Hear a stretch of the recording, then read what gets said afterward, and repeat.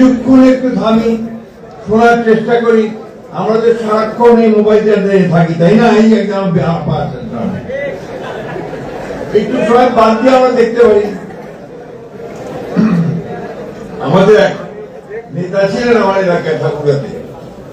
উনি করতেন আপনার মুজফ্ফরনগর, ওনার নাম ছিল আব্দুল মালিক। খুব রসিক মানুষ ছিলেন। তিনি বলতেন যে কালক্রমে আস্তে আস্তে সবাই পড়াশোনা ভুলে যাচ্ছে। আগে বলতো যে পড়াশোনা, তারপরে কি হলো দেখাশোনা, এখন শোনাবার চলে গেছে এখন দেখা। এই যে একটা সমস্যা তৈরি হয়েছে, এটা থেকে কিছুক্ষণ অন্তত যদি আপনারা একটু আমাদেরকে সময় দেন, তাহলে আমরা আমাদের দায়িত্বটা একটু পালন করতে পারি।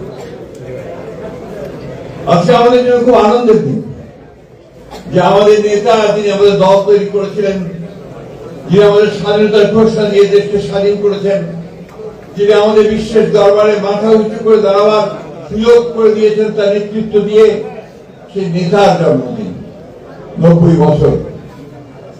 আমরা কি সেই আনন্দ আমরা উপলব্ধি করতে পারছি?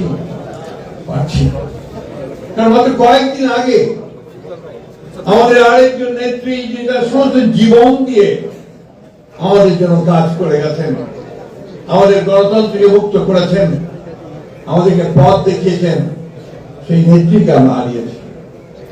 এই দেশের কোটি মানুষ সেদিন সমবেত হয়েছিল ওই পার্লামেন্ট চত্বরে, কিন্তু পার্লামেন্ট চত্বরে সেটা থেমে থাকেনি। একজন বলেছিলেন খুব সুন্দর করে, আজকে একটা কফিনের পেছনে সমগ্র বাংলাদেশ। ভাই প্লিজ